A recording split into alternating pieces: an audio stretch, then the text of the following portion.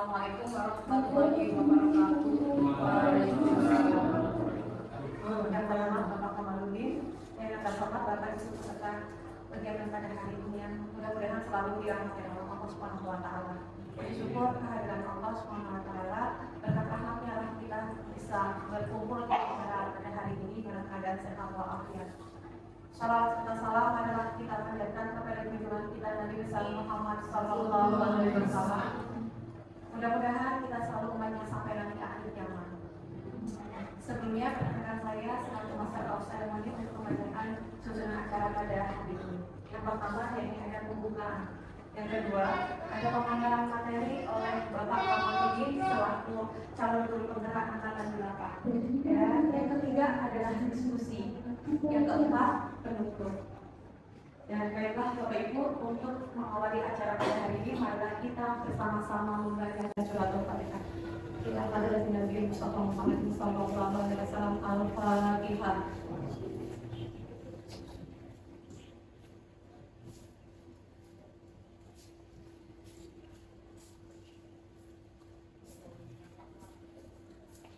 Amin. Selanjutnya, yakni pemaparan materi oleh Bapak Kamaludin. Dari yang dipersilakan.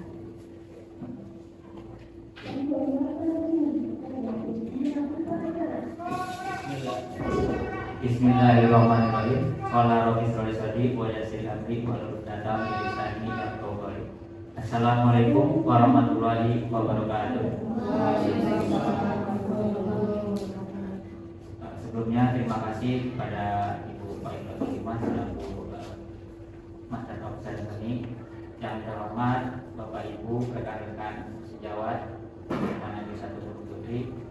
Syukur alhamdulillah pada hari ini kita bisa bertatap muka dalam satu kegiatan, yaitu diseminasi daripada tugas aksi nyata modul 1.4, yaitu budaya positif. Karena itu saya mengucapkan terima kasih kepada Bapak Ibu, rekan-rekan sejawat sudah meluangkan waktunya untuk bisa hadir di kegiatan diseminasi tugas aksi nyata modul 1.4 budaya positif ini. Bapak Ibu yang saya hormati, adapun yang akan saya sampaikan pada kegiatan diseminasi ini adalah konsep materi daripada budaya positif. Oleh karena itu, izinkan saya sebelumnya untuk berdiri untuk menyampaikan konsep daripada materi tentang budaya positif ini. Izin Bapak Ibu ya. Nah, yang pertama dalam kaitannya dengan budaya positif adalah disiplin positif. Bapak Ibu, mungkin bukan hal yang aneh kalau kita mendengar kata disiplin, dimana kalau kata disiplin itu sudah menjadi kalimat ataupun kata yang biasa kita pergunakan sehari-hari, terutama untuk bagaimana kita membentuk budaya positif. Pertanyaannya adalah apa sih itu disiplin? Di sini dikatakan bahwa dalam budaya kita makna kata disiplin dimaknai sebagai menjadi sesuatu yang dilakukan seseorang kepada orang lain untuk mendapatkan kepatuhan. Kita cenderung menghubungkan kata disiplin dengan ketidaknyamanan. Artinya di sini bahwa disiplin itu menginginkan orang untuk patuh terhadap apa yang dikatakan oleh orang lain, sehingga akan muncullah perasaan tidak nyaman terhadap orang yang didisiplinkan tadi. Tapi kita lihat ada pendapat daripada Bapak Pendidikan kita, yaitu Ki Hajar Dewantara, yang menyatakan bahwa di mana ada kemerdekaan, disitulah harus ada disiplin yang kuat. Sungguh pun disiplin itu bersifat self-disiplin, yaitu kita sendiri yang mewajibkan kita dengan sekeras-kerasnya, tetapi itu sama saja. Sebab jikalau kita tidak cakap melakukan self-disiplin, wajiblah penguasa lain mendisiplinkan diri kita. Dan peraturan demikian itulah yang ada di dalam suasana yang merdeka. Artinya bahwa di sini kedisiplinan itu harusnya timbul dalam diri sendiri terlebih dahulu. Tetapi kalau misalkan dalam dirinya tidak ada keinginan untuk disiplin, maka ada kewajiban dari pihak luar untuk mendisiplinkan. Dalam hal ini kita lihat ada peraturan demikian yang ada dalam suasana yang mereka. Artinya kembali bahwa disiplin itu harus bermula dari dalam diri kita sendiri. Ketika kita tidak mampu untuk set disiplin tadi, maka ada kewajiban dari pihak lain, biasanya pihak penguasa yang punya kewajiban untuk melakukan disiplin tersebut. Itu berkaitan dengan disiplin. Bapak Ibu, nanti kalau ada yang ditanyakan nanti jalan boleh ya. Oke, berikutnya adalah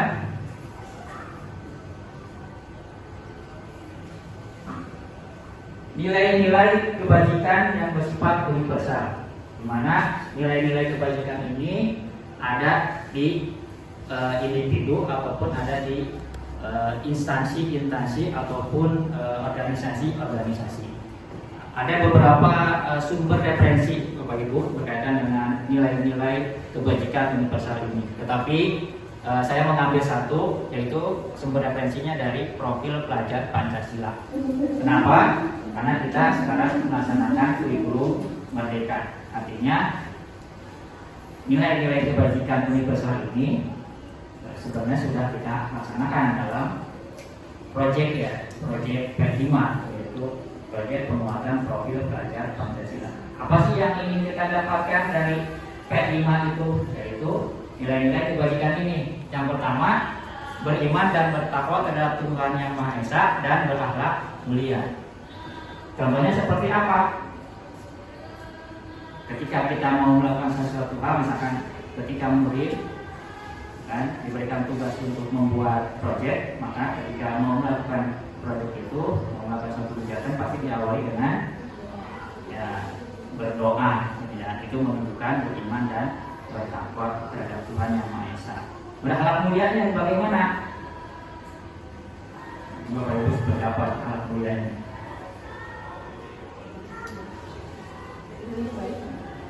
Attitude-nya baik, sopan, tidak mengganggu yang pelajaran.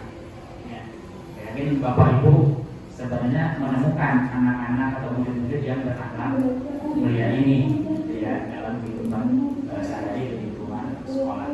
Berikutnya adalah berkebinekaan global. Artinya anak itu harus memahami keragaman yang ada di dalam lingkungan sekolah, khususnya keragaman setidaknya di lingkungan kelas. Saling menghargai satu sama lain, perbedaan atau keberagaman daripada murid satu dengan murid yang lain. Toleransi secara sederhananya. Berikutnya adalah mandiri. Nah, mandiri ini bukan berarti apa ya bahasanya ya, tapi dibimbing, tapi individual, bukan mandiri individualistis, bukan. Mandiri itu artinya dia mencari sumber referensi secara mandiri sendiri, tapi tetap kita pandu, gitu ya, kita bimbing. Artinya tidak kita lepas ataupun mandiri artinya merasa individualistis, kan ya. Kan untuk P5 biasanya kan kita seperti itu ya, hanya memberikan arahan-arahan garis besar, nanti muridnya sendiri nanti akan mencari sumber referensi dari berbagai macam sumber informasi yang lain. Kemudian yang keempat adalah gotong royong. Gotong royong biasanya berkaitan dengan kerjasama. Ini bisa terlihat murid terkadang gotong royongnya hanya mengandalkan satu dua temannya yang kadang kita temui. Sementara yang lain hanya ikut berpartisipasi pasif. Nah, di sini yang kita inginkan adalah dari nilai kebajikan adalah gotong royong, berarti kerjasamanya. Kita tidak bisa lihat kalau ditanya, kadang-kadang kan anak atau murid saling menutupi gitu ya. Kerja semua nggak enggak, bersama satu dua orang. Yang diinginkan adalah gotong royong ataupun kerjasamanya. Kemudian berikutnya adalah kreatif. Nah, ini Bapak Ibu juga saya yakin sudah bisa menemukan anak-anak kita dan murid-murid yang kreatif. Dalam hal kemarin juga ada pada karya bagaimana anak-anak kita bisa kreatif dalam menghasilkan suatu produk dari makanan ataupun tari-tarian ya. Kreatifnya luar biasa, totalitas dan legalitasnya luar biasa. Berikutnya adalah bernalar kritis, artinya tidak mudah untuk menerima informasi dan tidak mudah juga untuk menyampaikan informasi yang belum tentu kebenarannya. Jadi harus di cross check terlebih dahulu. Bernalar kritis bukan berarti tidak kritik ya, bukan. Ya. Jadi harus mampu memilah dan memilih informasi yang didapat. Ya, itu Bapak Ibu berkaitan dengan nilai kebajikan yang bersifat universal. Salah satunya saya ambil dari profil pelajar Pancasila, karena ini ada dalam kehidupan kita di lingkungan sekolah. Kemudian berikutnya adalah ada 3 motivasi perilaku daripada manusia. Di sini menurut Dean Dawson, yang pertama adalah untuk menghindari ketidaknyamanan atau hukuman.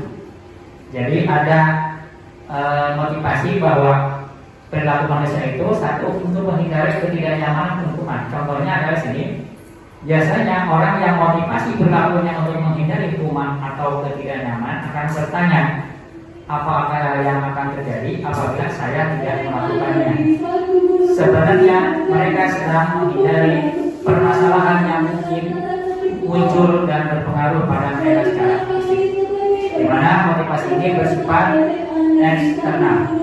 Kemudian yang kedua, perilakunya adalah untuk mendapatkan imbalan atau penghargaan dari orang lain.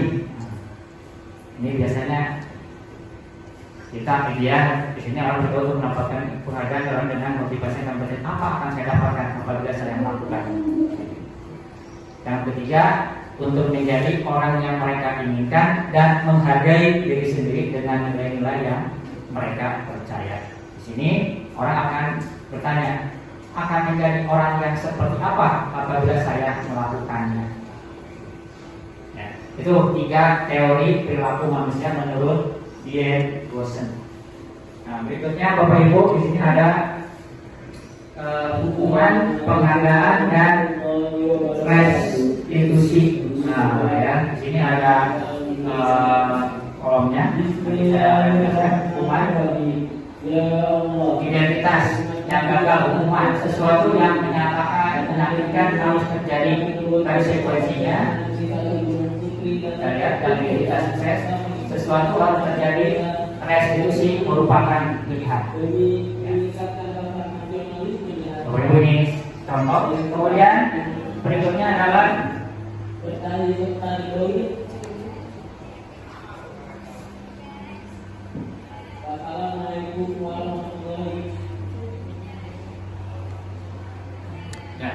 berikutnya adalah keyakinan kelas. Nah, nanti ini yang akan kita terapkan di dalam kelas sebelum kita memulai suatu proses pembelajaran, di mana keyakinan kelas ini bersumber daripada peraturan kelas, kemudian dibuat kalimat positif, kemudian dibuat kesepakatan kelas dan akan menjadi keyakinan kelas.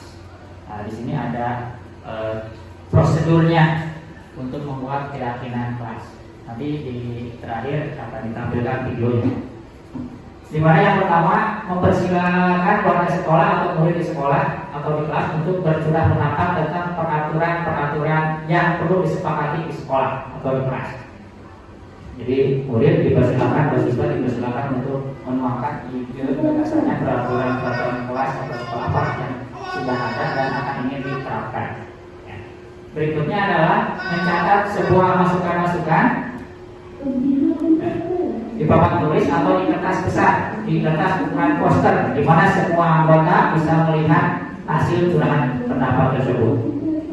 Nanti biasanya ditulis di papan tulis, kemudian dirangkum di kertas semacam kayak kertas plano. Kemudian yang ketiga, susunan keyakinan kelas dengan kalimat-kalimat positif. Misalkan, jangan berlari di kelas atau koridor, maka kalimat positifnya berjalanlah di kelas atau koridor. Dilarang hadir terlambat. Kalimat positifnya hadir tepat waktu. Dilarang membuang sampah di kolong meja. Buang sampah ada tempatnya, seperti itu. Sebenarnya bisa buang sampah pada tempatnya. Kemudian tinjau kembali daftar curahan pendapat yang sudah dicatat. Ya. Diajaklah murid itu untuk menemukan nilai-nilai kebajikan atau keyakinan. Tadi sudah disampaikan. Salah satunya kita sumber referensinya dari profil pelajar Pancasila. Ya, itu. Jadi nanti misalkan tadi contoh berjalanlah di kelas atau koridor. Berarti nilai kebajikannya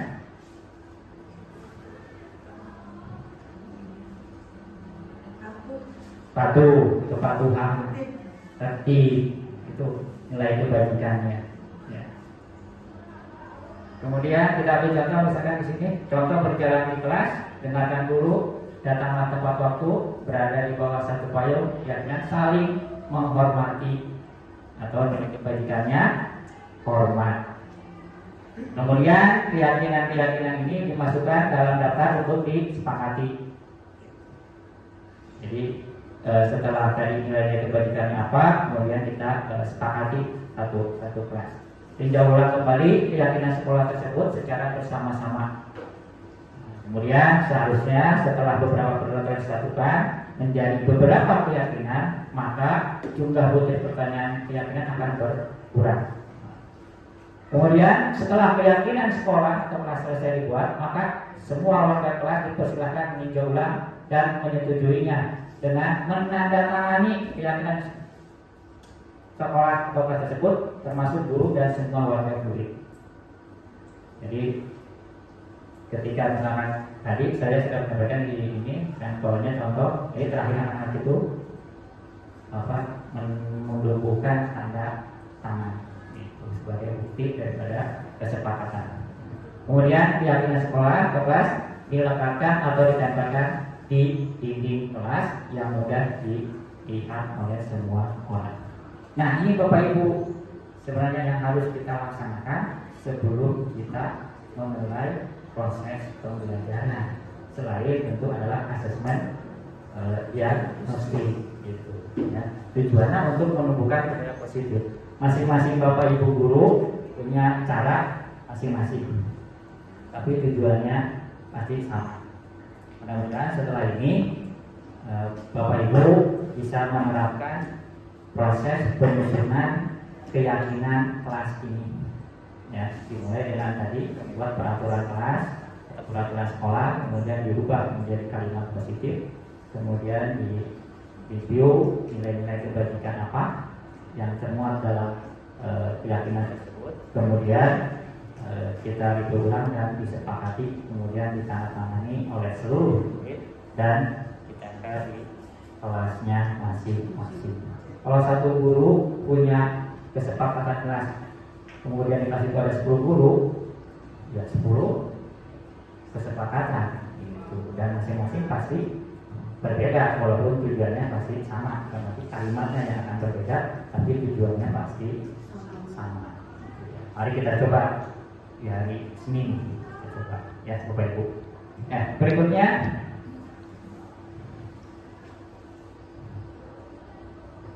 ya, keyakinan kelas ini nanti akan masuk ke teori tabel X. Ya. Contoh misalkan sini tabel X-nya itu apa? Hormat. Ya, ini nilai kebajikannya hormat. Hormat dalam seperti apa? Akan tampak seperti datang tepat waktu, menyapa teman dan guru setiap hari, mengembalikan barang teman yang telah dipinjam dan mengucapkan terima kasih. Nah, di antara ini terlihat kan? Gitu. Kalau ini dilakukan oleh murid, berarti itu tampak, artinya terlihat. Orangnya ada gitu. Ya, ketika dia mengucapkan terima kasih atau izin, ya orangnya ada dan suaranya juga ada. Nah, di sebelahnya adalah tidak tampak, berarti murid itu sering hadir terlambat. Ketika di absen berarti kan tidak ada di tempat, makanya tidak tampak. Kemudian tak acuh kepada teman dan guru. Kemudian tidak mengembalikan barang yang telah dipinjam dan meletakkan secara sembarangan. Itu. Nah, di antara ini Bapak Ibu ada yang menemukan tidak? Silakan berbagi di kelasnya. Yang tampak atau yang tak tampak? Ya, silakan Bapak Ibu, kita diskusi dulu. Ada yang mau ngasih pengalaman Bapak Ibu?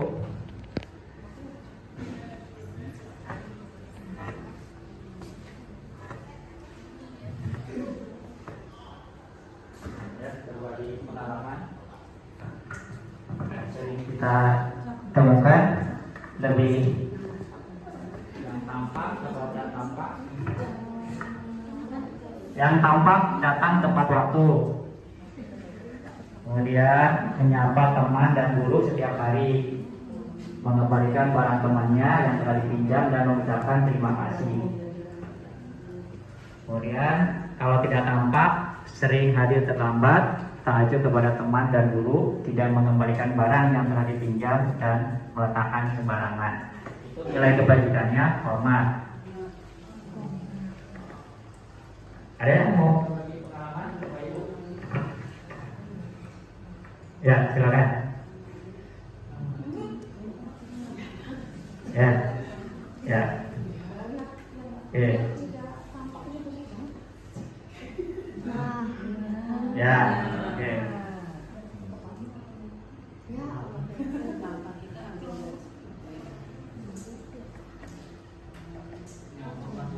Ya, yang hormat dulu.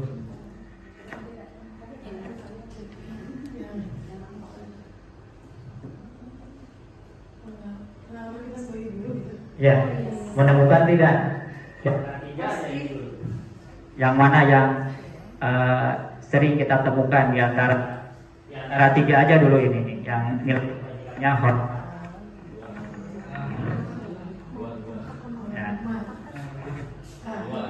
Ya. Ya, yang nilai kebajikannya hormat.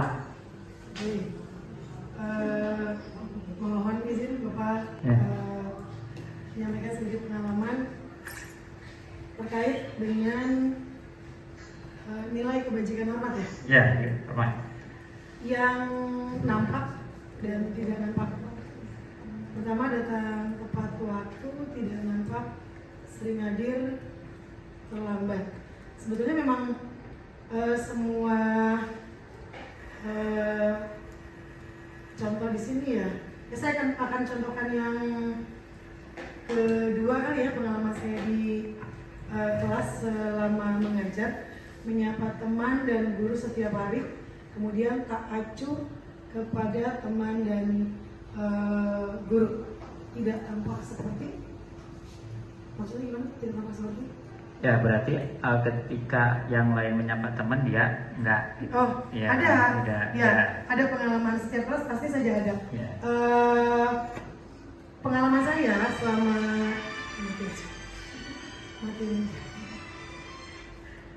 pengalaman saya selama mengajar kurang lebih 15 tahun ya Pak ya? Ya, 15 tahun. 12 tahun.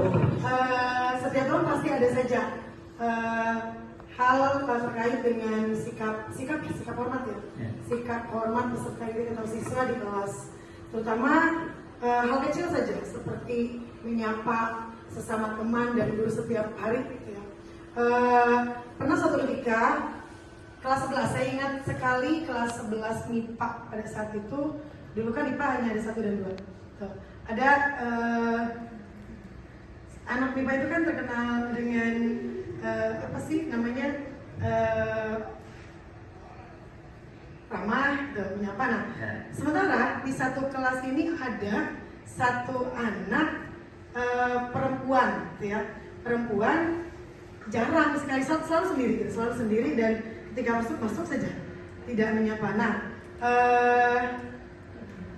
dia tidak acuh terhadap guru sih, kalau teman mungkin saya tidak tahu ya.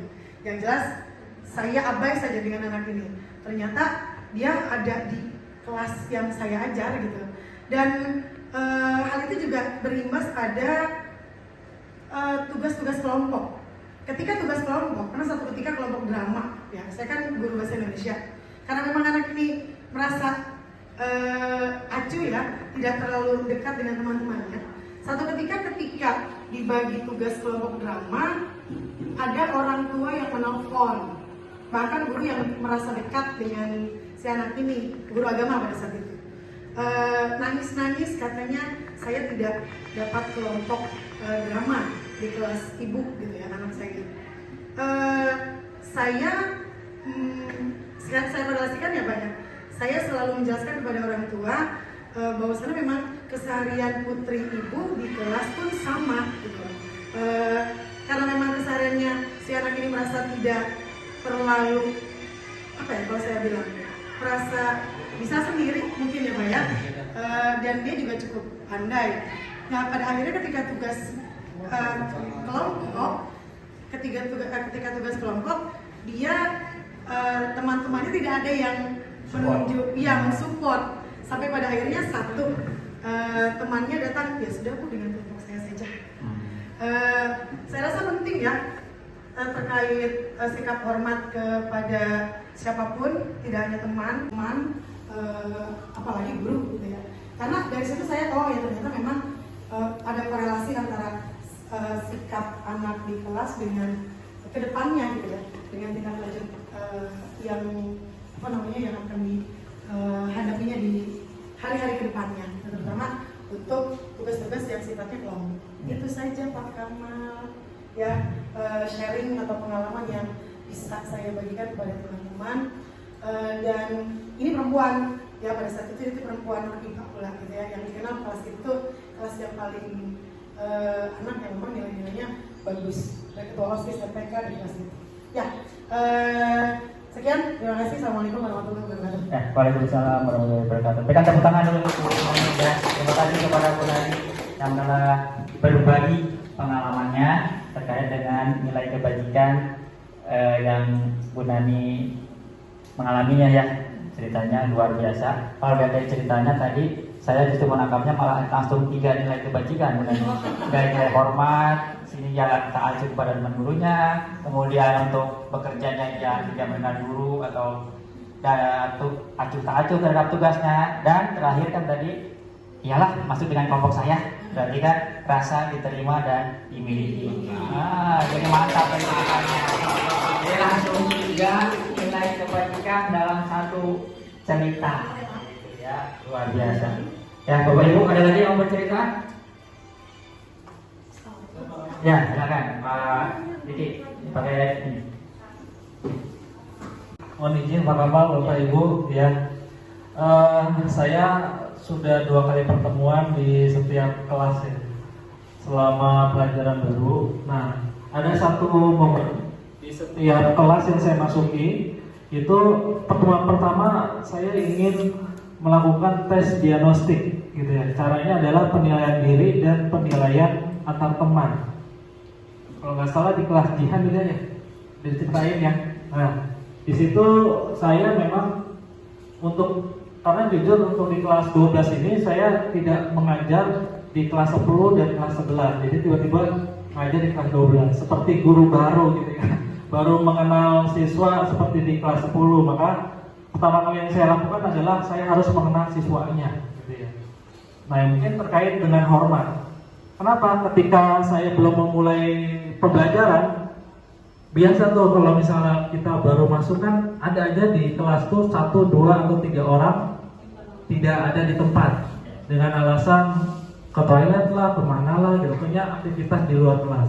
Tiba-tiba saya masuk, saya sudah duduk, karena memang interaksi pertama gitu ya, tidak saya apa-apain, tidak saya tegur gitu ya.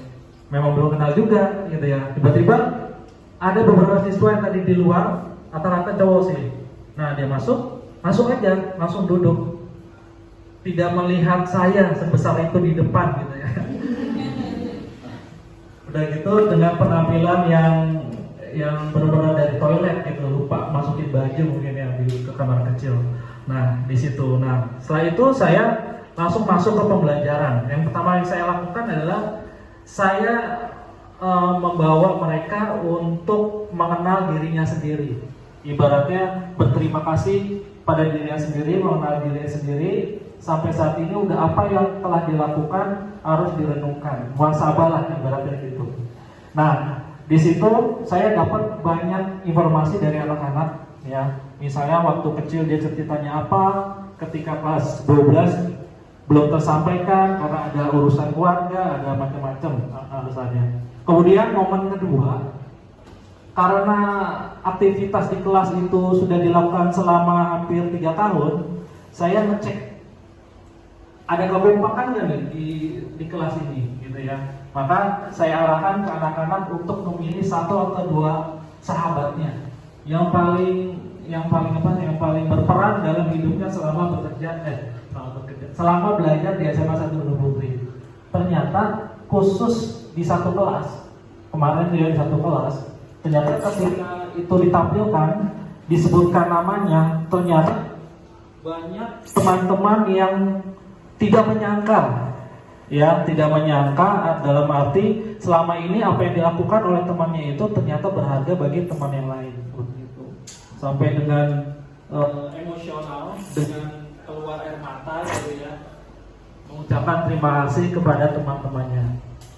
Jadi memang kalau saya lihat di anak-anak ya, khususnya di kelas 12 itu memang berkurangnya koordinasi, berkurangnya kolaborasi ya, mungkin karena sibuk dengan gadgetnya kali ya. Jadi mengabaikan orang lain sampai dia lupa bahwasanya orang lain itu berharga buat dia gitu. Itu sih yang saya ambil kesimpulan. Makanya untuk saya sendiri masukan bagaimana caranya kegiatan pembelajaran di kelas itu harus mengefektifkan kerjasama gitu ya. Jadi tidak terpaku dengan pemanfaatan teknologi. Itu mungkin Pak yang bisa saya sampaikan. Terima kasih. Assalamualaikum warahmatullahi wabarakatuh.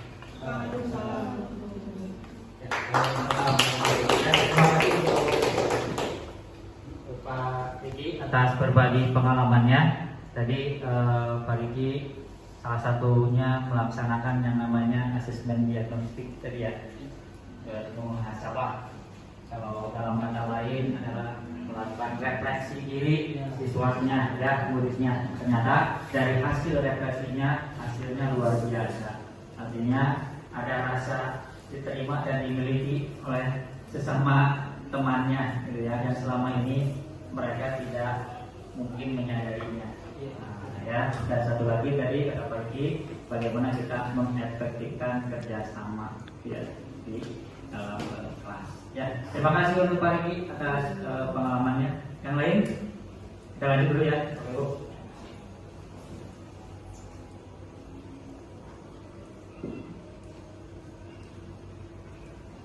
Ini kalau tabel Y, kalau tadi tabel X. Nah, ini bentuknya beda ya, Bapak Ibu. Kalau yang terdengar seperti apa? Yuk, saya bantu.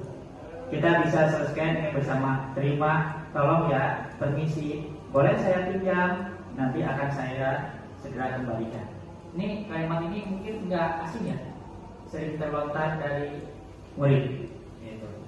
Karena kitanya tidak terlalu sadar gitu ya, tapi ini betul-betul sering terdengar terlontar oleh murid. Kalau yang terlihatnya seperti apa? Berempati terhadap perasaan orang lain.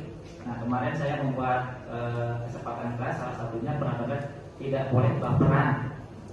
Kalau baperan kan tergantung kondisi psikologisnya ya. Kita tidak bisa menyuruh kamu tidak baperan ya. Tapi kan setidaknya tidak berempati terhadap perasaan orang lain. Gitu. Jadi tidak bagus itu dia punya empati, gitu ya. Kemudian memegang barang dari orang lain hanya dengan izinnya. Tadi ya, minta izin terlebih dahulu. Seperti ke perpustakaan ya, izin dulu nggak Bu? Iya, izin. Nah, berarti itu yang terlihat. Misalnya ibu terlihat kan, dia meminta izin. Kemudian mendengarkan dengan seksama. Nah ini murid kita ketika kita dalam proses pembelajaran mendengarkan atau tidak. Karena ada jangan terpaku dengan gadgetnya ya. ya. Kemudian senantiasa berbuat baik dan berbagi. Nah, ini kan kita sering kalau ada kejadian yang menimpa orang tua atau keluarga dari murid kan kita berbagi ya. Kemudian berbuat baik, itu kan terlihat. Itu saat mereka melakukan pengumpulan dana sosial, itu kan terlihat ya. Kemudian untuk yang berperilaku, Bapak Ibu lihat apakah murid kita seperti ini, tersenyum ramah? Ini tadi saya ngajar di jam terakhir, luar biasa di 12 IPS 2. Ternyata anaknya apa? Masih semangat, luar biasa tadi. Saya sebelum di sini, saya kaget, luar biasa. Kelas 12, jam terakhir, masih ketika di absen, masih senyum, masih ketawa, luar biasa. Sehingga saya dari luar mengapresiasi sangat luar biasa untuk 12 IPS 2. Ini jarang kita temukan di jam-jam terakhir ya, jam awal ya. Oke, Bapak Ibu berikutnya.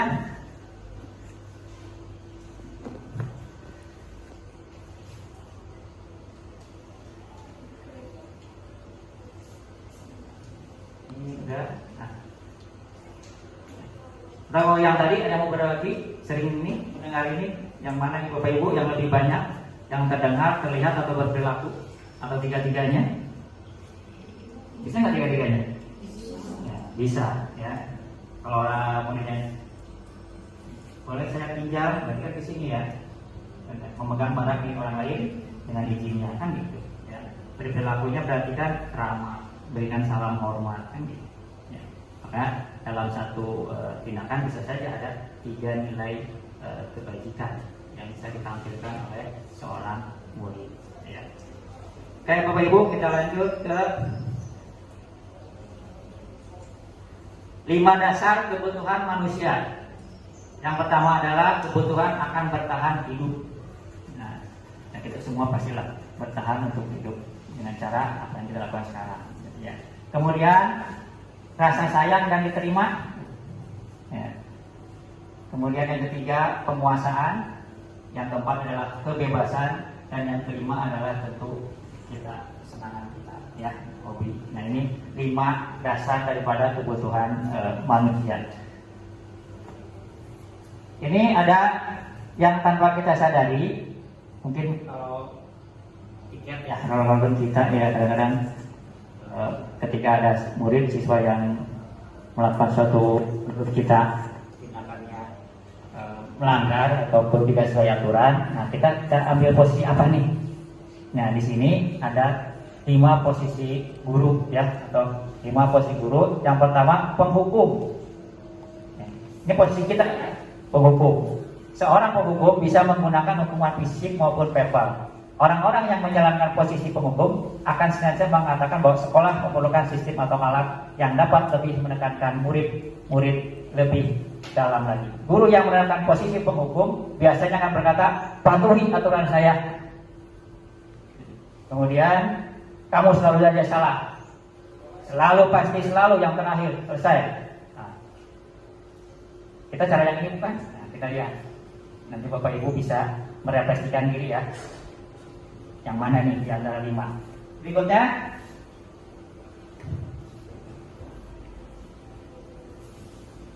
pembuat merasa bersalah. Artinya muridnya yang melakukan kesalahan dibuat merasa langsung bersalah, gitu ya.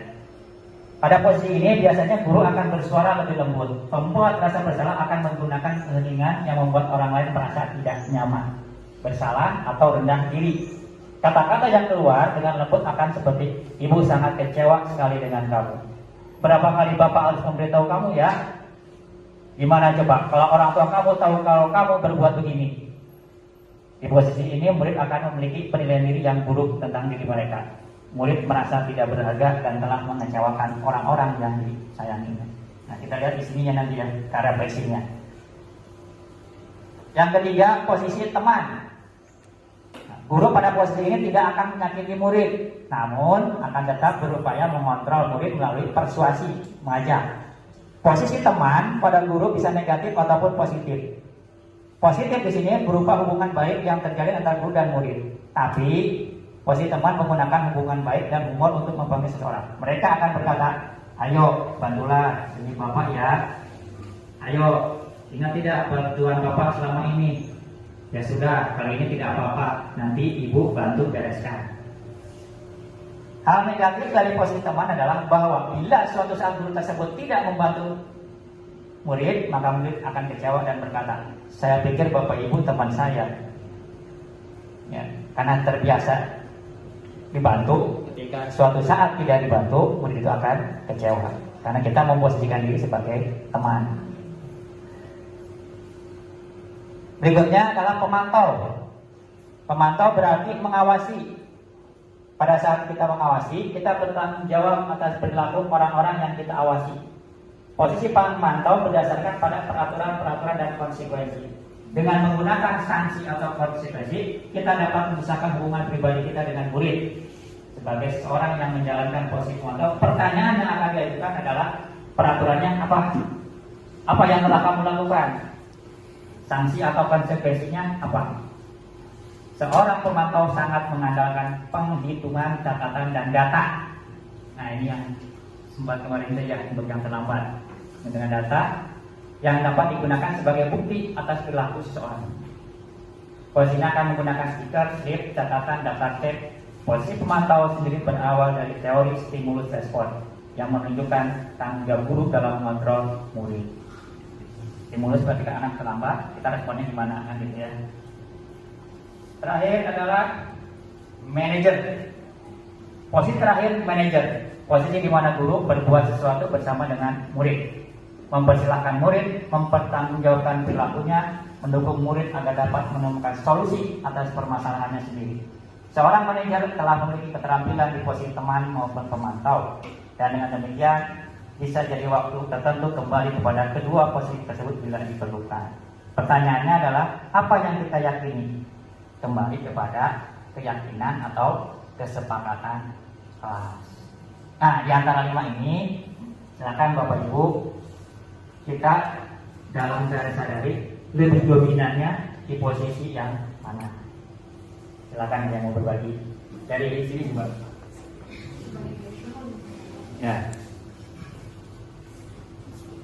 Dewi, ya silakan.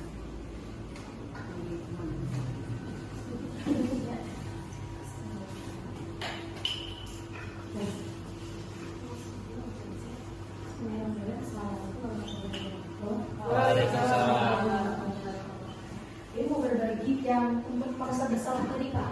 Ya. Yang mana? Ya. Teman. Iya, teman. Pemantau. Bukan Mas Wan. Bukan yang ini nah. Ya. Membuat merasa bersalah ini ke anak ya Pak ya. Ya kan. Jadi pernah tahun kemarin di pelajaran Dewi pelajaran pertama nih masih pagi banget, ada anak yang dia telat datangnya. Tiba-tiba itu dia bawa minuman yang nggak harusnya dibawa sama pelajar. Ketahuan kan sama Dewi. Dan dia sempat bohong. Dia bilang itu Marimas. Ternyata pas Dewi cium bukan tuh. Udah gitu, ya anaknya udah bermasalah sendiri kan.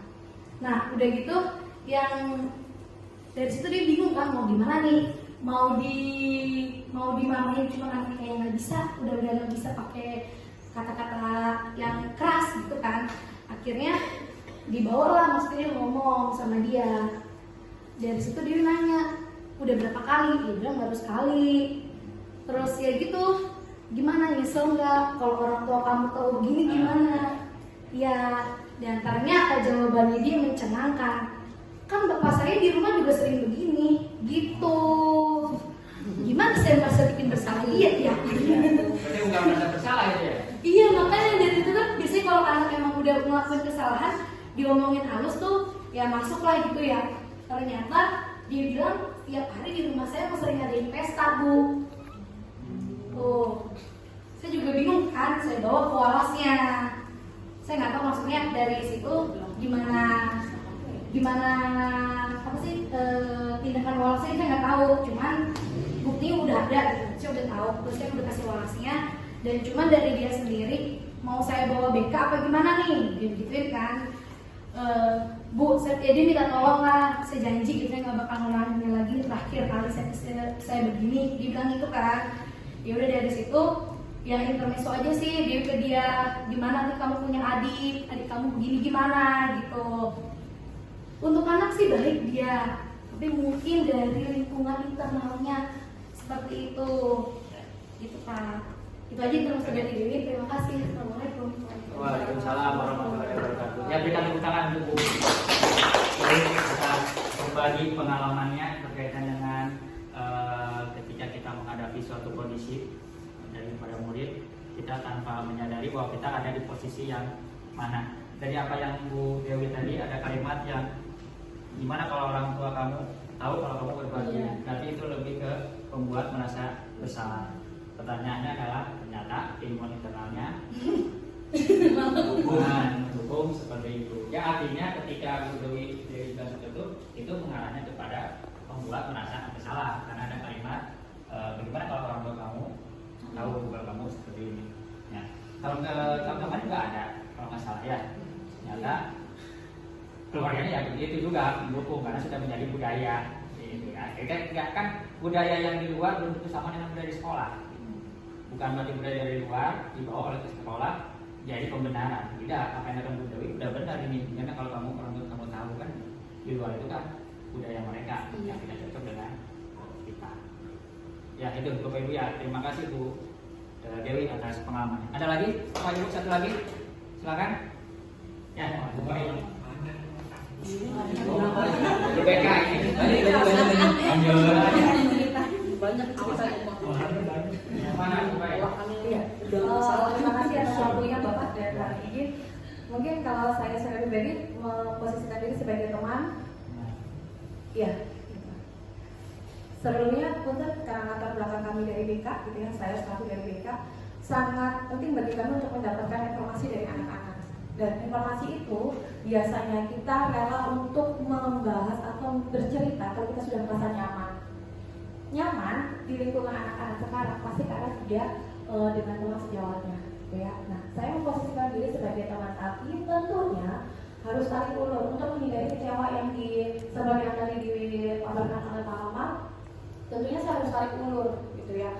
Contohnya misalkan pada saat anak-anak terlambat pada saat masuk setiap mata pelajaran, harus tahu kalau kesepakatan sudah kita buat, berarti lantas kenapa kok bisa terlambat? Kan kita sudah menyepakati di awal bahwasanya tidak diperkenankan untuk datang terlambat. Ketika anak-anak terlambat, saya harus menggali apa alasannya. Gitu. Lantas ketika saya sudah tahu alasannya, harus ada tindak lanjut. Tidak hanya berhenti di situ. Ayolah sama-sama kita ini juga untuk kelangsungan bersama, gitu ya. Kita ibu pun juga nggak bisa berjalan sendiri tanpa ada imbal balik dari kalian, gitu ya. Jadi kalau menurut saya dengan kalau misalnya jadi penghukum akan makin jauh. Gitu. Saya tidak memastikan di sana, tapi kita harus tahu menekankan bahwa mana anak yang memang salahnya dan setelah ada kesalahan itu gimana tindak lanjutnya. Karena dengan anak mengetahui yang benar dan yang salah, pasti akan paham kedepannya seperti apa. Gitu ya. Mungkin itu yang dari saya. Terima kasih banyak atas waktunya. Wassalamualaikum warahmatullahi wabarakatuh. Waalaikumsalam. Ya, kita tepuk tangan untuk berbagi pengalamannya di posisi teman. Baik ya awalnya ya, tapi ditindaklanjuti dengan kita tetap perlu berbasis data, gitu ya. Jadi, teman sih boleh, gitu ya, tapi tetap kita harus menjaga jarak berdasarkan data biar objektif. Ya, Bapak Ibu, terima kasih untuk berbaginya. Berikutnya kita lanjutkan Bapak Ibu.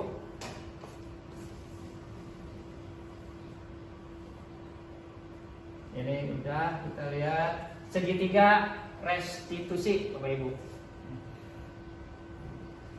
Di sini ada 3 tahapan ketika kita melakukan suatu kondisi bagaimana murid ya. Tadi kita mengambil posisi ada 5. Jadi penghukum, kemudian membuat merasa bersalah, kemudian pemantau, kemudian teman dan manajer. Nah, di sini ada pendekatan segitiga restitusi, Bapak Ibu.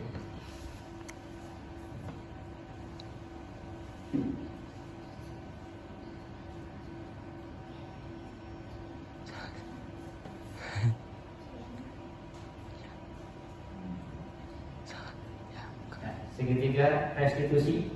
Nah, ini kita laksanakan ketika misalnya kita berbicara dengan murid. Apa yang kita lakukan? Yang pertama langkahnya adalah menstabilkan dulu identitas. Seperti apa langkahnya? Kita akan mengatakan contoh, setiap orang pasti pernah melakukan kesalahan. Kamu bukan satu-satunya yang pernah melakukan ini. Misalkan ada murid yang merokok, nah, kita stabilkan dulu identitasnya. Ya. Artinya gini, setiap orang pasti pernah merokok, bukan hanya kamu saja. Jadi anaknya jadi ada dulu. Gitu. Nah, itu artinya menstabilkan identitas. Atau yang merokok pasti bukan kamu saja, pasti ada teman-teman kamu kan.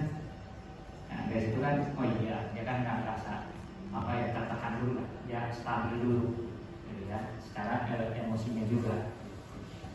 Jadi kita tidak langsung menjudgment atau memvonis. Gitu. Kemudian yang kedua adalah memvalidasi tindakan yang salah. Tadi misalkan kasusnya merokok, setiap orang pasti pernah merokok. Ya. Kemudian kamu tahu nggak alasan kamu kenapa merokok? Kita tanyanya seperti itu. Oh, karena teman saya Pak. Oh, nggak ada jam pelajaran Pak, ya, atau ada hal lain, gitu ya. Nah, ini kita validasi tindakan yang salah. Kita tahu kalau merokok itu udah salah, gitu ya. Tapi kita bawa alurnya pertanyaan kepada kamu tentu punya alasan kenapa kamu merokok. Kemudian ada juga, adakah cara yang lebih efektif untuk mendapatkan apa yang kamu butuhkan selain merokok? Misalnya, ada nggak kegiatan lain? Misalkan ya, olahraga atau ke kantin, makanan seperti itu. Tidak harus selalu dengan merokok. Ya. Kemudian terakhir adalah keyakinan kelas apa yang telah kita sepakati. Berarti kan kalau merokok berarti kan sudah melanggar keyakinan kelas, misalkan dilarang merokok dan juga berkaitannya dengan nilai-nilai kesehatan. Ya, contoh lain misalkan tentang apa? Datang terlambat. Kita lihat di sini misalkan kalau ada murid yang terlambat, setiap orang pasti pernah terlambat kan? Gitu ya. Kemudian kamu bukan orang satu-satunya yang pernah terlambat di sekolah kita. Jadi anak itu ada dulu. Kemudian udah tahu kan kita anak itu terlambat pasti salah, kita validasi tindakan yang salah. Kamu tentu punya alasan dong kenapa kamu terlambat. Ini kan ada jawaban ya dari siswa itu. Nah, kamu ada nggak solusinya nanti supaya tidak terlambat lagi? Ya. Dan terakhir, keyakinan kelas apa yang telah kita sepakati? Kamu ingin menjadi apa? Ada. Berarti kan melanggar nilai kebajikan disiplin. Ya, ini mungkin nanti kalau guru piket atau BK nanti kalau ketemu dengan murid, ya kita pakai segitiga restitusi ini. Gitu. Jadi pertama menstabilkan identitas, validasi tindakan yang salah, dan terakhir adalah mempertanyakan keyakinan kelas atau sekolah. Pelan-pelan dulu, gitu ya. Ini kita akan coba, nanti kita akan coba yang tadi dua ya, membuat kesepakatan kelas. Yang kedua adalah ini segitiga restitusi. Kalau posisi kontrol itu sebenarnya sering-sering kita lakukan, cuma tanpa kita sadari kita ada di posisi mana. Karena kita lebih ke penghukum ya, lebih dominannya gitu. Ternyata setelah belajar ini kita bisa punya pilihan yang lain ternyata. Bisa teman, bisa manajer, ataupun bisa pemantau. Ya Bapak Ibu, kemudian kita lanjut. Ini langkah-langkah untuk nanti penyusunan kesepakatan kelas. Yang pertama, murid menuliskan peraturan-peraturan kelas dan sekolah, kemudian ditulis kembali dalam bentuk kalimat positif. Guru dan murid mereview kalimat positif tersebut. Murid membacakan kesepakatan kelas, menempelkan hasil kesepakatan di dinding kelas dan ditandatangani murid. Ini yang sudah saya lakukan ya di kelas 10 1 ya, ini dari hasil siswa dari 10 1. Peraturan kelasnya dilarang bermain HP, dilarang telat masuk kelas, dilarang tidur, Di kelas 1 jam KPM dilarang berteriak, dilarang duduk di atas meja, dilarang menggurui sesama teman, dilarang bermain circle di dalam kelas, dilarang makan di dalam kelas saat KBM, dilarang mengotori properti kelas, dilarang berbicara kencang, dilarang berbaperan, ini tadi saya baperan ya. Kemudian dilarang kabur pada saat jadwal pikir. Ini baru peraturannya. Nah, kemudian kita berubah menjadi kalimat positif.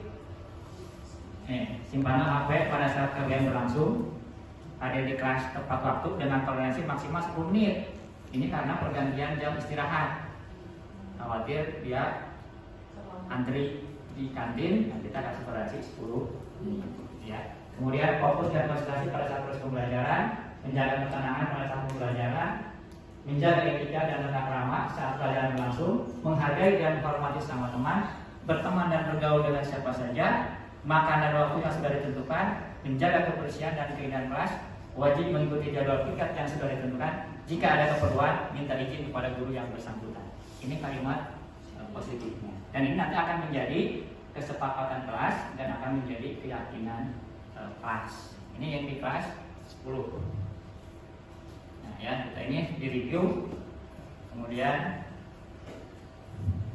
ini yang tadi ya, kelas 12. Ini beda. Nah, ya.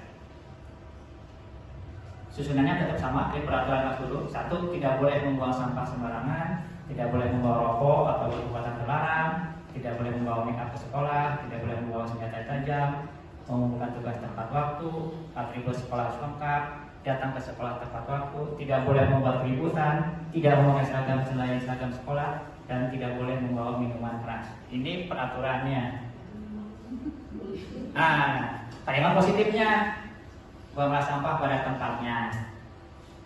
Tidak diperkenankan membawa make up, rokok, obat-obatan terlarang dan minuman keras serta senjata tajam.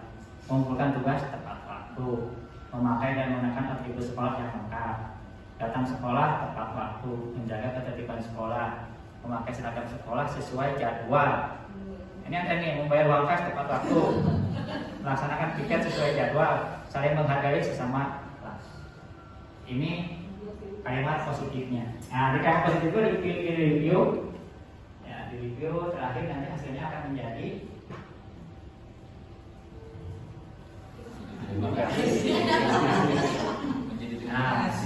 nanti akan menjadi keyakinan kelas. Itu bukan lu. Gua 12 IPS 5 sisa. ya.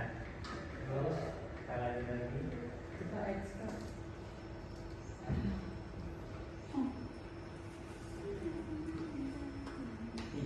Ini Bapak Ibu ya, ini kesempatan aja, kemudian kalian tanda tangan saat ini. Oke.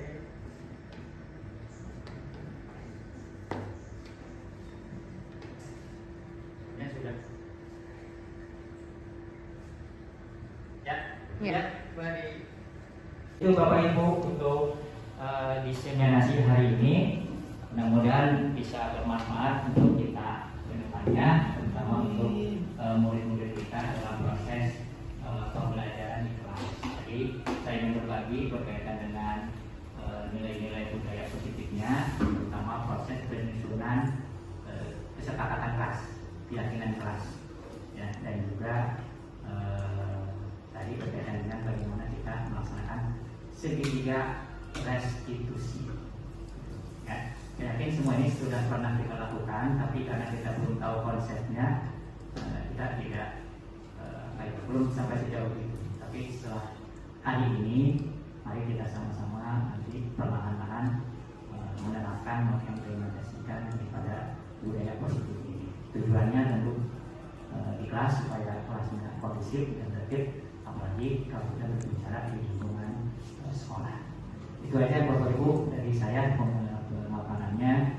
Kurang lebihnya mohon maaf. Saya kembali lagi ke terima kasih. Assalamualaikum warahmatullahi wabarakatuh. Waalaikumsalam. Terima kasih sebelumnya atas waktunya. Jadi hasil dari pemaparan tadi tentang budaya positif.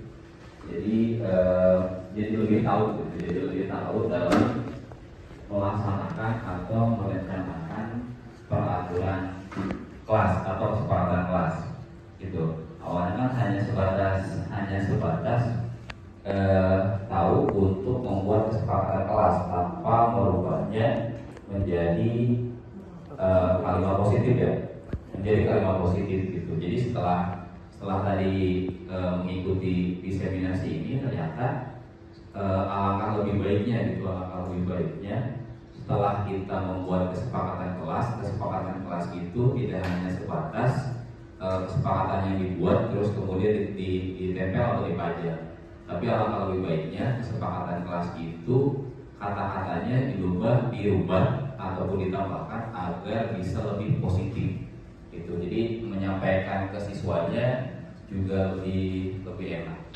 Mungkin itu saja dari saya. Sekian, terima kasih. Wassalamualaikum warahmatullahi wabarakatuh. Ternyata memang banyak sekali fungsinya untuk kesepakatan kelas itu, dan itu membawa aura positif di pembelajaran kita. Kalau memang ada kesepakatan dan kesepakatan satu sama lain antara siswa dengan guru, ternyata berjalannya pembelajaran itu sangat enak gitu ya, dan nikmat, nggak kerasa kok. Kalau memang sama-sama paham apa tugas dan posisi masing-masing, pasti pembelajaran itu akan bisa berjalan dengan lancar. Mungkin itu Bapak. Ya, untuk selanjutnya, alhamdulillah rangkaian acara diseminasi aksi nyata modul 1.4 budaya positif telah kita lewati. Mudah-mudahan kita semua mendapatkan ilmu yang bermanfaat. Sebelum saya menutup acara pada hari ini, perkenankan saya mengucapkan pantun. Aura kasih pulang-pulang bawa bingkisan. Sekian acara diseminasi hari ini. Semoga Pak Kamal lancar untuk proses ke depan. Amin. Assalamualaikum warahmatullahi wabarakatuh. Waalaikumsalam warahmatullahi wabarakatuh. Selamat pagi dan salam sejahtera untuk kita semua. Selamat bergabung kembali dengan saya di mata pelajaran sosiologi. Sebelum kita memulai proses pembelajaran sosiologi pada hari ini, khususnya di kelas 12 IPS 5, mari kita membuat dulu kesepakatan ataupun keyakinan kelas dengan tujuan untuk supaya nanti pada saat proses pembelajaran bisa berjalan dengan kondusif dan berjalan dengan tertib. Oleh karena itu, hari ini kita akan membuat kesepakatan dan keyakinan kelas. Adapun langkah yang pertama, nanti kalian adalah menuliskan minimal 11 peraturan kelas ataupun peraturan sekolah yang sudah kalian ketahui. Tolong dituliskan satu persatu di sana. Kemudian berikutnya adalah peraturan-peraturan kelas dan sekolah ini akan kita buat menjadi kalimat-kalimat positif. Nanti akan dituliskan di kertas ini. Setelah itu kita akan mereview, ya. Dalam arti kalimat positif ini nanti akan masuk ke nilai-nilai kebajikan apa. Kalau sudah semua nanti akan dibacakan kembali oleh ketua kelas dan itu menjadi kesepakatan ataupun keyakinan kelas, yaitu kelas 12 IPS 5. Bisa dipahami ya? Oke, jadi kita mulai. Yang pertama adalah silakan tuliskan di depan contoh daripada peraturan-peraturan kelas ataupun peraturan-peraturan sekolah. Ayo. Kalau ditulis di depan sini. Saatnya jam 12 dimulai. It's time to begin second class.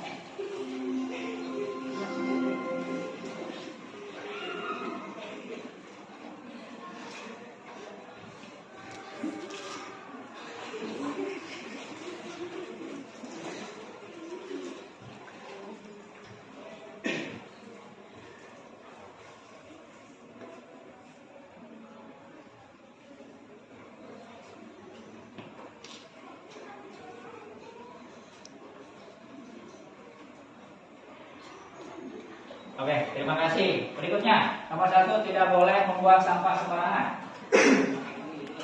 Ada lagi? Ya.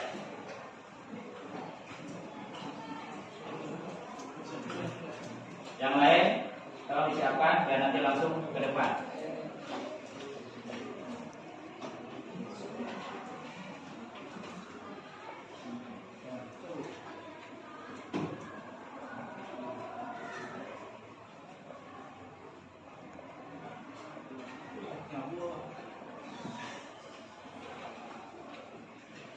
Oke, bagus. Nomor 2, tidak boleh membawa rokok ataupun obat-obatan terlarang. Lanjut.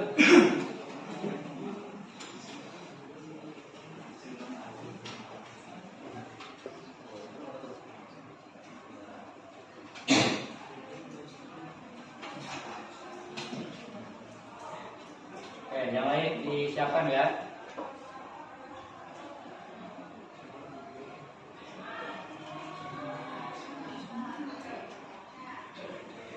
Tidak boleh membawa make up ke sekolah. Terus, lanjut. Ya.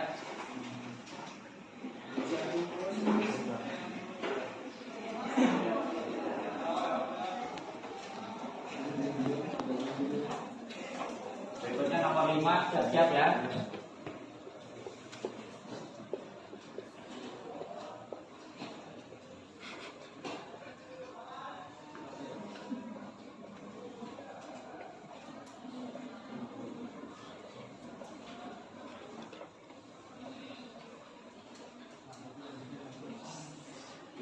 Ya, bagus. Nomor 4, tidak boleh membawa senjata tajam. Yang lain? Lanjut, nomor 5.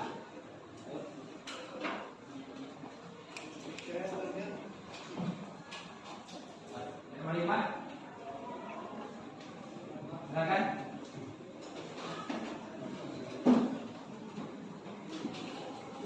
Siapa nomor 6?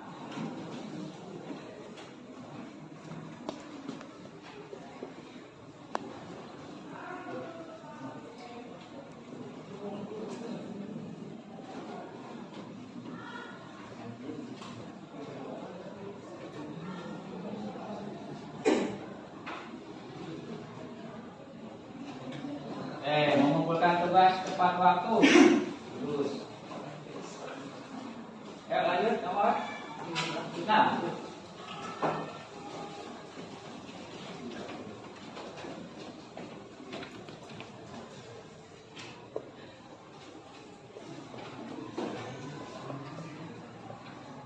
Semua tulis siap-siap ya. Itu sudah 8.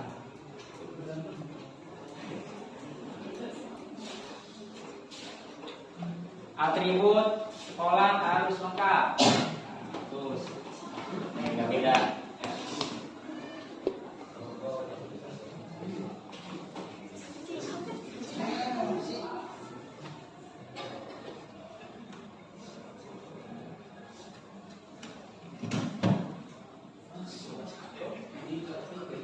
Datang ke sekolah tepat waktu.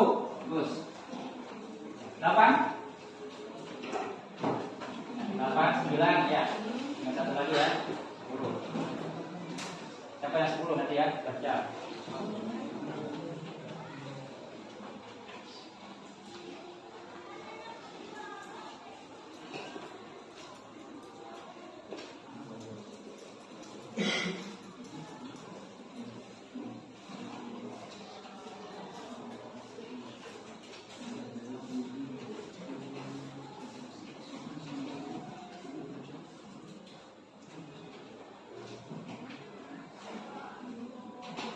Iya, 8. Bagus. Tidak boleh membuat keributan. Mungkin misalnya di sekolah ya, atau di kelas. Oke, 9, 10 ya. Ya. Oke. Apa saja ya? Gambarnya.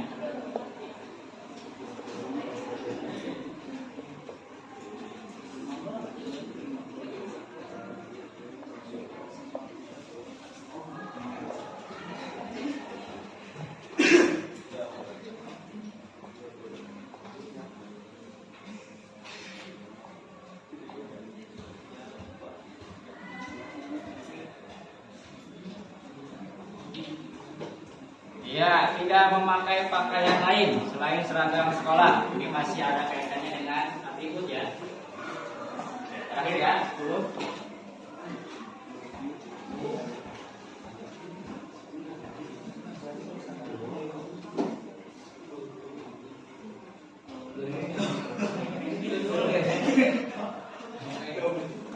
Tidak boleh membawa minuman keras. Oke, tidak boleh membawa minuman keras. Oke, berikan tepuk tangan dulu. Sekarang kita bahas. Ini sudah ada 10 peraturan kelas atau peraturan sekolah yang berasal dari kalian. Nah, sekarang kita akan pindahkan 10 peraturan kelas ini menjadi kalimat yang positif.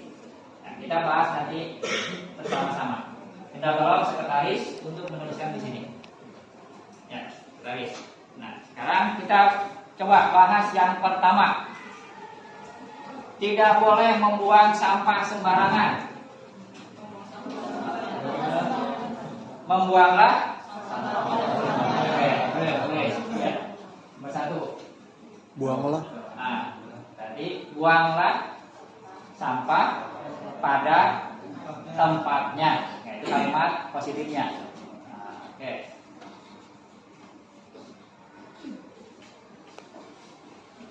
Kita lihat nomor 2. Tidak boleh membawa make up ke sekolah.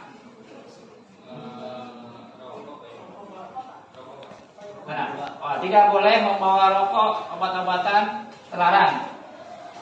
Sama tidak boleh membawa make up ke sekolah. Ini sepertinya masih sama ya. Oke. Jadi kalimat positifnya.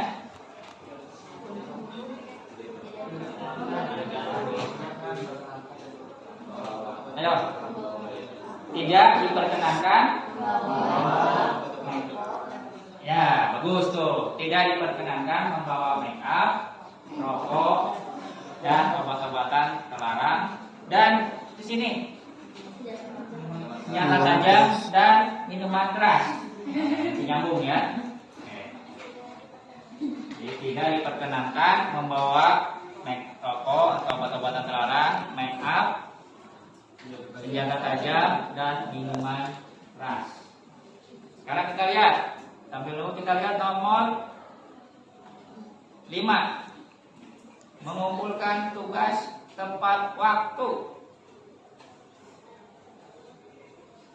Kalimat positifnya.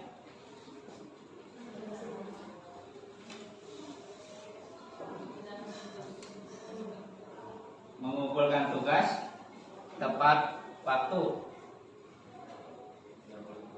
Berarti sama ya, kalimatnya yang positif ya. Oke, tinggal dipindahkan.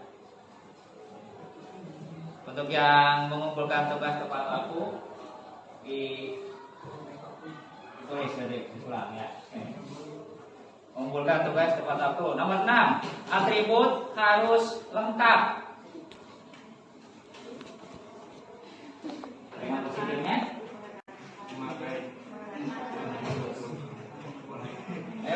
Memakai atau mengenakan atribut yang lengkap.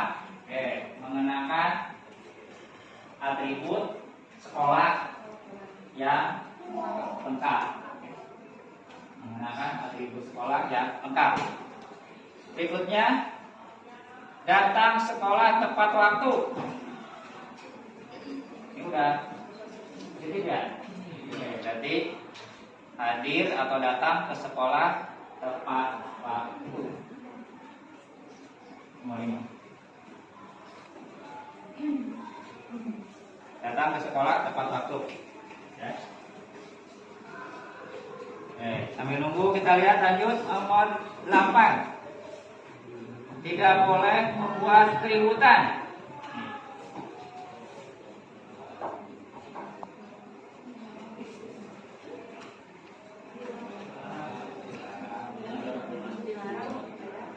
Kalimat positifnya kalau dilarang kan masih konotasinya negatif.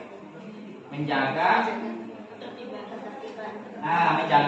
ketertiban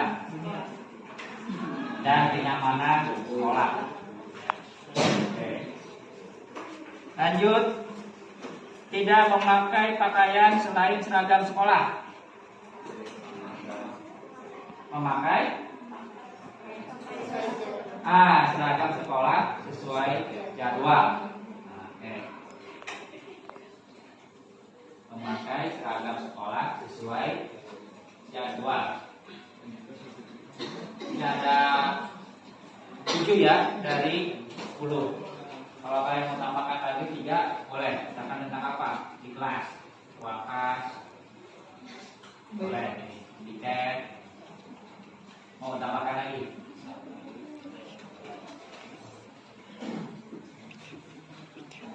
Ya, nomor 8 berkaitan dengan uang kas.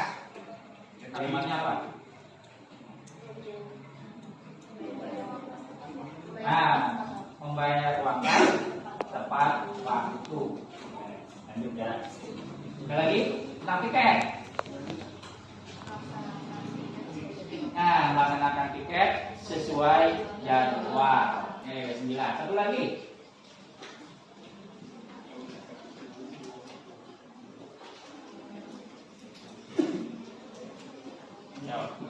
Masih dengan tiket atau melaksanakan tugas tepat waktu sudah ya? Tadi sudah membayar uang kas tepat waktu, kemudian membayar menjaga melaksanakan tiket. Satu lagi.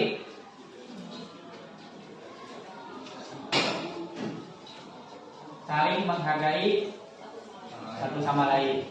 Ya. Misalnya kalau ada yang lain segala macam kan, ya, saling menghargai satu sama lain. Oke, ada 10 ya. Terakhir, saling menghargai sesama teman satu kelas. Oke, kita sekarang sudah membuat kalimat positifnya. Nah, sekarang kita akan mereview satu persatu, termasuk nanti masuknya ke nilai kebajikan apa, gitu ya. Kita sepakati bersama. Oke, udah. Sekarang kita tolong ketua kelasnya, gantian. Oke. Kita akan ya, kembali lagi ke tempat dulu. Kita akan mereview ya, sekaligus mengambil nilai-nilai kebajikannya apa. Silakan dibacakan nomor 1 sampai nomor 10. Yang pertama, buanglah sampah pada tempatnya. Ya, itu nilai kebajikan apa? 13 ya. Oke, bagus. Lanjut. Yang kedua, tidak diperkenankan membawa rokok, senjata tajam, dan minuman keras. Ya. Nilai kebajikannya nilai kesehatan. Yang ketiga, mengumpulkan tugas tepat waktu. Kedisiplinan. Yang keempat, mengenakan atribut sekolah lengkap. Kerapihan bisa, ya kan? Kedisiplinan juga bisa. Yang kelima, datang ke sekolah tepat waktu. Yang keenam, menjaga ketertiban. Yang keenam, menjaga ketertiban dan kenyamanan sekolah. Apa? Ketertiban. Oke, terus Yang ketujuh, memakai seragam sekolah sesuai jadwal. kerapihan bisa, kedisiplinan juga bisa. Yang kedelapan, membayar uang kas tepat waktu. Tanggung jawab. Ya. Yang ke-10, saling menghargai. Belum ya sebenarnya. Yang 9, melaksanakan tiket sesuai jadwal. Tanggung jawab juga. Yang ke-10, saling menghargai sesama kelas. Kewajiban. Ya. Oke, berikan tepuk tangan dulu untuk. Oke, sekarang kalau kita nanti dulu sini. Tulis dulu. Kita sudah membuat kesepakatan kelas, ya. Nanti kesepakatan kelas ini akan dijadikan keyakinan kelas 12 IPS 5. Dan nanti akan bermuaranya kepada terwujudnya budaya positif, khususnya di 12 IPS 5 dan SMA Negeri 1 Gunung Putri. Oke, sekali lagi ya, berikan tepuk tangan untuk kelas 12. Terakhir, silakan wakili tanda tangan dulu. Ya. Kemudian sekretaris pengurus saja 5 orang. Pakai nama apa? Ya, itu saja tanda. Sekretaris, nanti wakil, bendahara, tanda tangan. Ya, oke. Oke, wakil. Ya, lanjut. Sekretaris boleh, wakil boleh. Pokoknya 5 orang. Dulu saya, Pak. Ya, oke, terima kasih.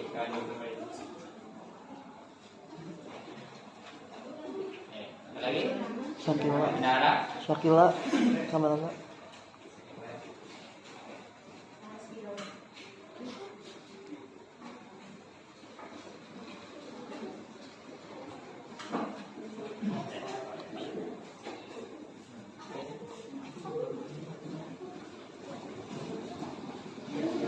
Udah semua ya? Satu lagi. Ayo.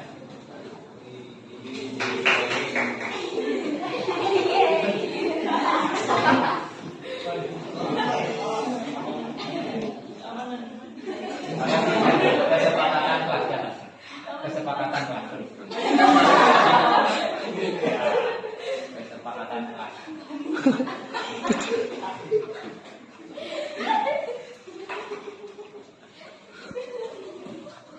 Silakan duduk kembali.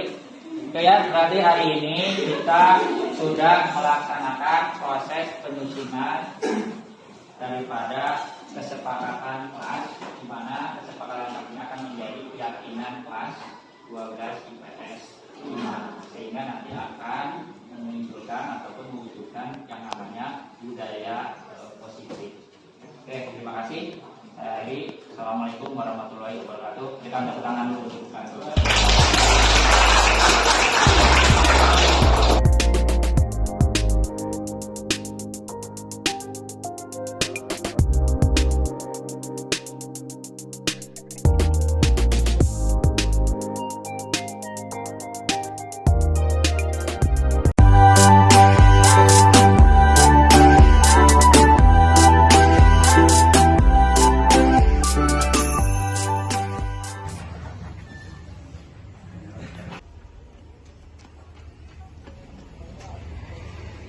Buka maskernya.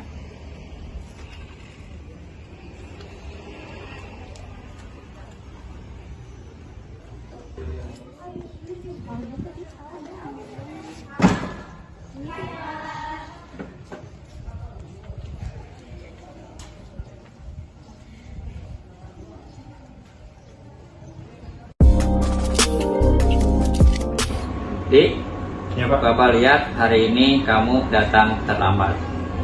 Keyakinan sekolah apa yang telah kita sepakati bersama? Harus masuk jam 7 pagi, Pak. Apa yang melandasi kamu hari ini datang terlambat? Saya semalam mengerjakan tugas sampai malam sekali dan paginya saya kesiangan. Apa yang harus kamu lakukan untuk memperbaiki datang terlambat ini? Saya harus mengerjakan tugas lebih awal lagi dan bangun lebih pagi untuk berangkat sekolah.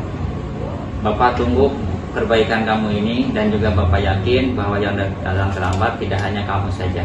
Baik, Pak. Dik, Iya, Pak. Bapak lihat hari ini kamu memakai sepatu warna putih. Iya, Pak. Keyakinan sekolah apa yang telah kita sepakati bersama? Harus memakai sepatu warna hitam. Apa yang melandasi kamu memakai sepatu warna putih hari ini? Sepatu warna hitam saya kehujanan dan akhirnya saya harus memakai sepatu warna putih untuk sekolah. Berarti kamu tahu konsekuensi apa ketika kamu memakai sepatu warna putih? Saya harus melepasnya. Oke, Bapak tunggu sepatu kamu lepas dan bisa diambil nanti setelah jam istirahat kedua. Baik, Pak. Dan Bapak tunggu perbaikan kamu dan Bapak juga yakin siswa yang lain yang masih memakai sepatu warna putih juga bisa mengikuti keyakinan sekolah kita. Ya, Pak. Setelah melalui pendekatan segitiga restitusi ini, saya lebih merasa nyaman dan tenang saat mengungkapkan alasan perilaku saya yang tidak sesuai dengan keyakinan sekolah yang telah disepakati bersama seperti datang terlambat maupun memakai sepatu warna putih.